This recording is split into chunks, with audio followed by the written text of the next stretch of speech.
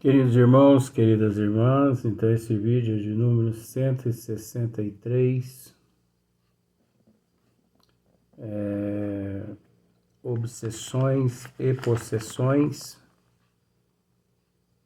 Ainda nos encontramos na questão de número 46, a Gênese, capítulo 14. Dando-se sequência,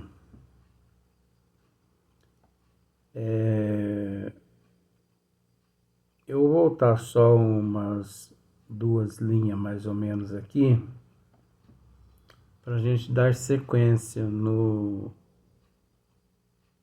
assunto, né, que estamos tratando. Mas ainda não é tudo. Para assegurar a libertação da vítima, indispensável se torna que o espírito perverso seja levado a renunciar aos seus maus desígnios. É lógico que nós já não só tivemos a oportunidade de ler, como também já esmiuçamos essa parte. Que se faça que o arrependimento desponte nele. Também nós já esmiuçamos essa parte. Assim como o desejo do bem, por meio de instruções habilmente ministradas. Então, até aqui, nós já esmiuçamos nos vídeos anteriores. Então, vamos dar sequência daqui em diante. Em evocações particularmente feitas, então vejamos, já começamos aqui. Em evocações particularmente feitas com o objetivo de dar-lhe educação moral. Pode-se então ter a grata satisfação de libertar um encarnado e de converter um espírito imperfeito. Então, olha só para ver que interessante.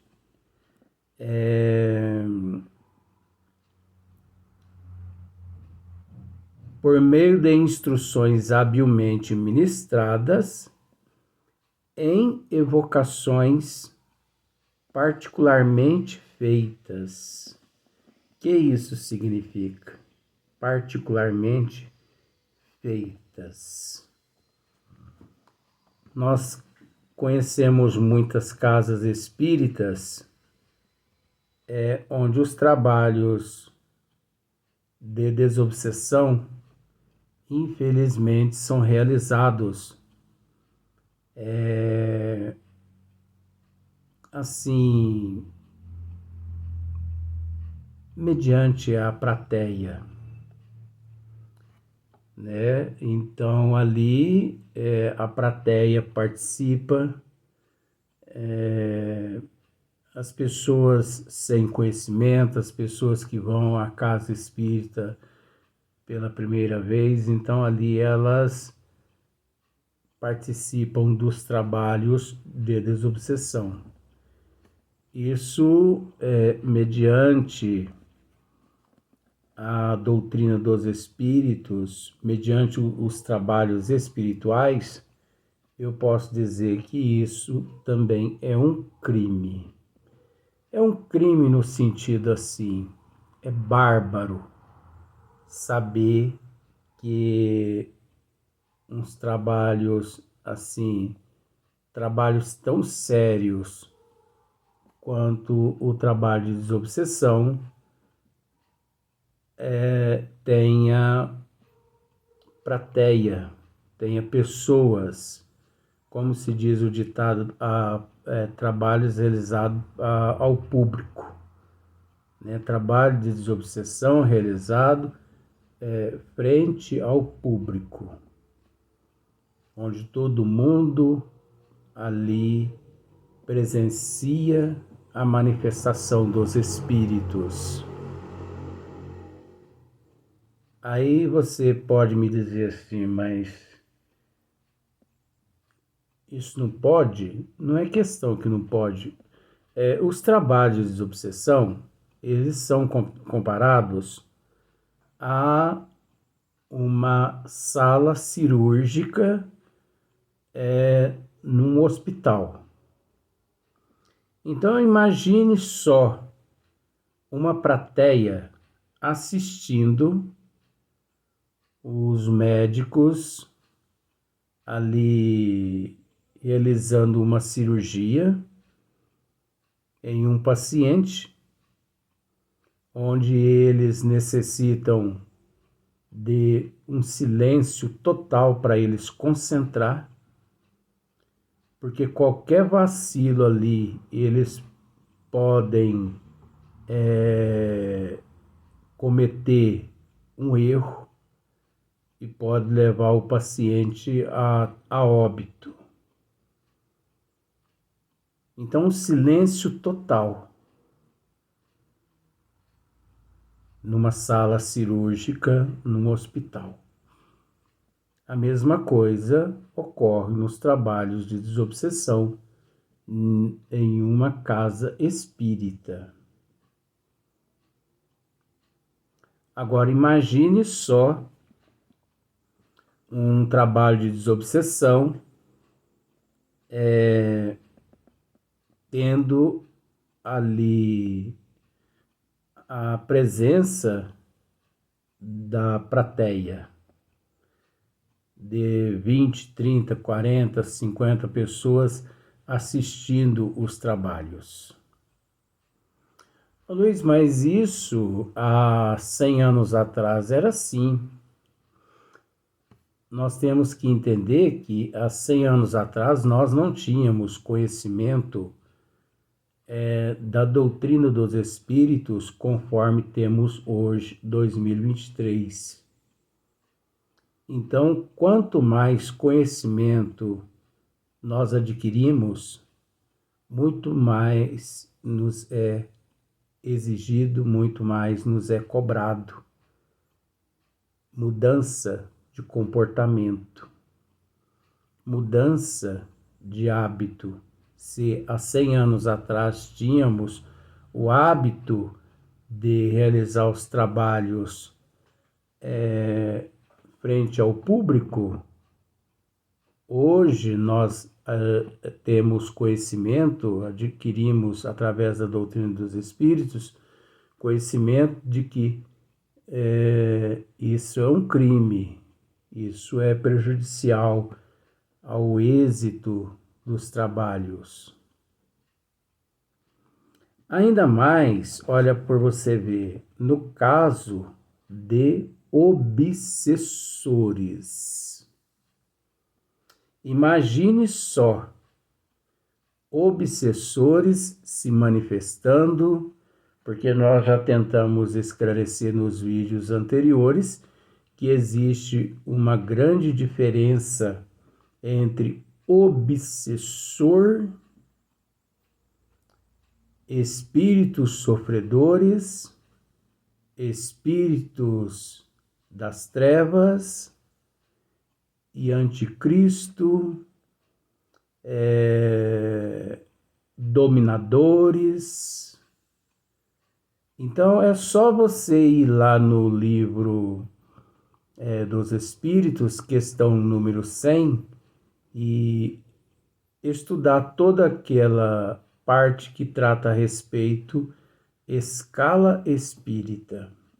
Então lá você vai ter uma noção assim do que eu estou dizendo a respeito dessa hierarquia, dessa escala espírita, né, do nível dos espíritos. E tem outros livros também que nos mostra perfeitamente outros tipos de espíritos, né, que existem,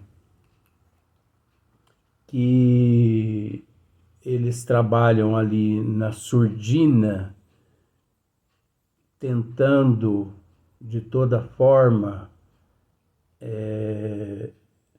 executar as suas funções, são espíritos habilmente preparados para estar ali executando aquelas funções.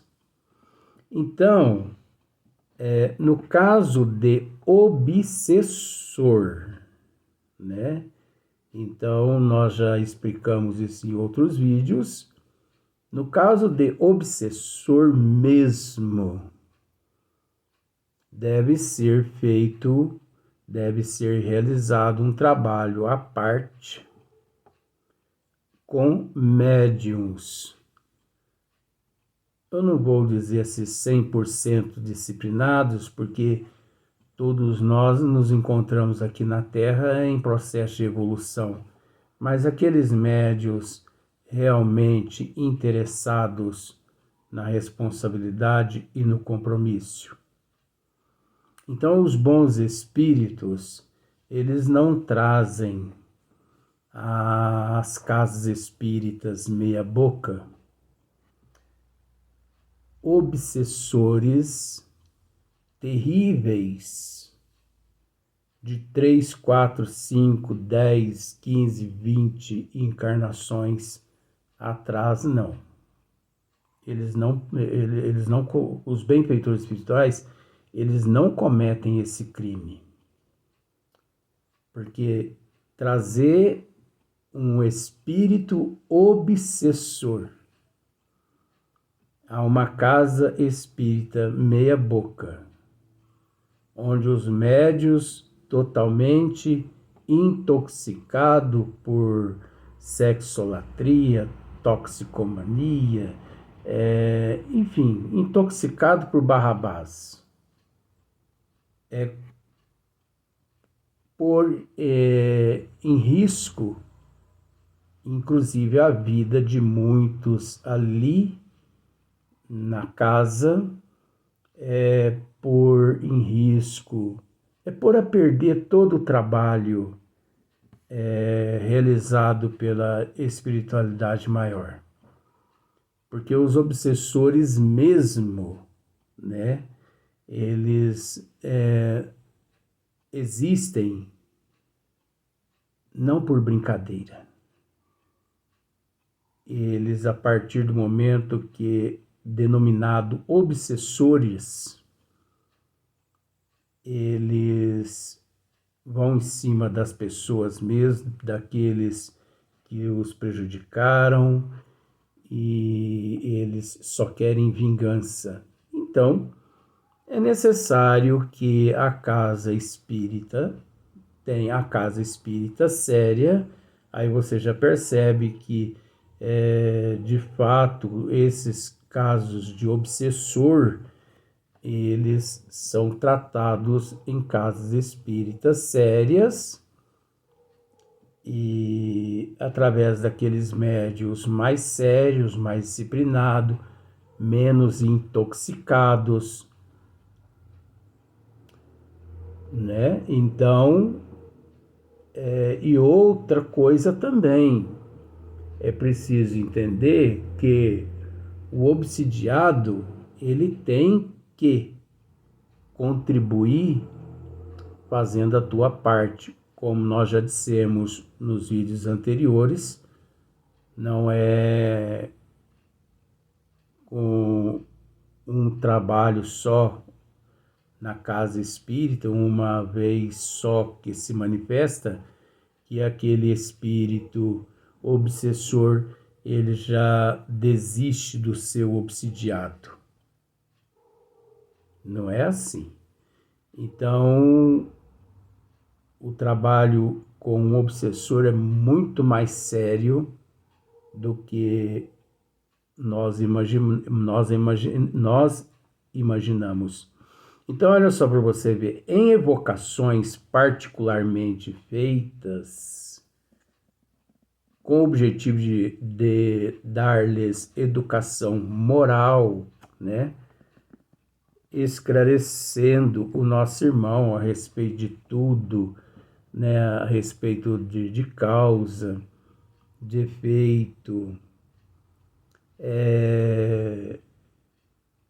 óbvio que ele ouve tudo que o intermediador ali transmite, mas é preciso entender que, na condição de obsessor, ele encontra-se ligado ao obsidiado. Então, a reforma, a transformação, não parte só do obsessor e também do obsidiado, porque nós temos que entender uma outra coisa.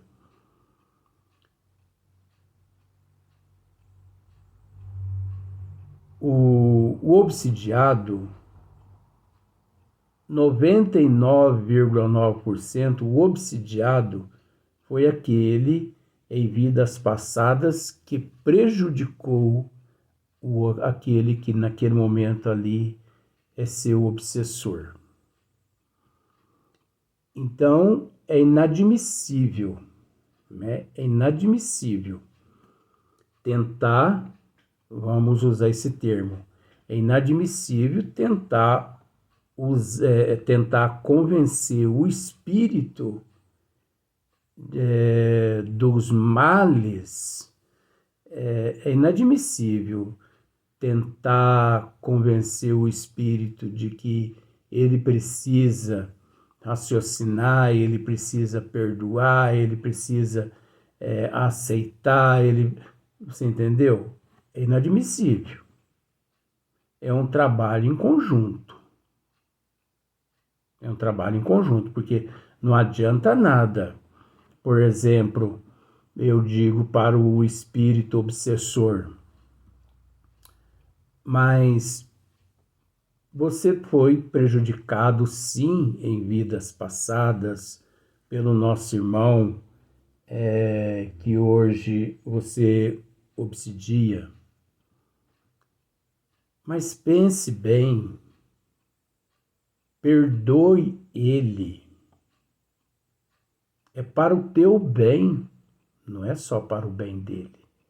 É para o bem de muitos seres que, vinculados ao processo, naquela época, naquela existência, estiveram. Os dois ali é que encontram-se diretamente ligados, mas muitas pessoas foram prejudicadas pelo ato de um. Por isso que nós temos que ficar muito atento com relação a esse processo de causa e de efeito. O que é causa? Quando teve princípio essa causa? Será que realmente foi naquela existência a causa? Então nós temos que ficar atento, porque semelhante atrai semelhante. E por esse fato, culminou-se naquela existência a reaproximação de ambos, onde, devido à misericórdia divina, a oportunidade de ambos se redimirem, mas não havendo redimissão, tornaram novamente a cometer os mesmos atos. E por aí, né, continua do mesmo jeito. Então, olha só para você ver. Em evocações particularmente feitas com o objetivo de dar-lhe educação moral, Kardec deixa em aberto isso aqui para que possamos esclarecer. Kardec errou, está errando aqui? Não, Kardec nunca errou. Nós é que temos que raciocinar, porque veja bem, com o objetivo de dar-lhe educação moral, ninguém tem o direito de dar educação moral ao obsessor, já que ele foi o prejudicado na existência passada. A educação moral, ela deve ser aplicada tanto ao obsessor quanto ao obsidiado, porque é da responsabilidade dos dois, a partir de então, buscar particularmente, intimamente, a reforma íntima, a transformação. Então, olha a importância do conhecimento dos desígnios de Deus, do intermediador. O intermediador, nesse momento, ele tem que ter um conhecimento extremo. Ele tem que ter um conhecimento extremo. Ele tem que ter humildade, ele tem que ter... Olha, ele tem que ter tantos atributos que é impossível aqui dizer todos. Mas ele tem que ter um conhecimento tremendo, o intermediador, para se dirigir a um obsessor. Há outros espíritos também. Um espírito sofredor, um espírito das trevas, um anticristo, um planejador. Tem muitas outras classificações, né? Principalmente no livro Obsessão e Desobsessão. Creio que é de Sueli Caldas Schubert, parece. Se não for, você me desculpe. Mas eu vou procurar ver isso para mim depois deixar registrado aqui. Parece que é Obsessão e Desobsessão de Sueli Caldas Schubert. Eu vou procurar ver isso. Então, existem outras classificações de espíritos. Não é só espírito das trevas, obsessor, enfim. Mas Kardec, você sabe, Kardec, ele no livro dos médiuns, ele classifica, né, coloca tudo em 3 categorias. Obsessão simples, a fascinação, que também é obsessão, e a terceira como sendo subjugação. Mas você percebe o conhecimento que o intermediador tem que ter ali naquele momento. E você observa também a importância de médiuns sérios, médiuns disciplinados, os seus dons mediúnicos bem disciplinado, disciplina. Caso contrário, não se logra êxito. Mediante esses seres, os benfeitores espirituais, eles não perdem tempo de levar às casas que não são sérias, que não possuem trabalhadores sérios, preparados, disciplinados. Os benfeitores espirituais, eles não perdem tempo em levar a essas casas esses tipos de espíritos. Mas e esses que se manifestam nas casas espíritas, que a gente sabe que não são sérios, Luiz? Vamos dizer assim, igual Divaldo Pereira Franco mesmo diz, são obsessorzinhos. E é o animismo do médium também. E nós não podemos nos esquecer que existe muitos espíritos charlatões, mistificadores, impostores, brincalhões, né? Que também são espíritos, mas que não são aqueles ali que as pessoas estão imaginando, pensando, achando, né? Então, que passam por outros. Então, vamos trazer o obsessor de fulano de tal. Aí é uma casa que não é séria, aí manifesta que obsessor é um espírito que está ali trocando figurinha, né, dentro da casa espírita, que se apresenta no lugar daquele obsessor realmente, mas não é o obsessor.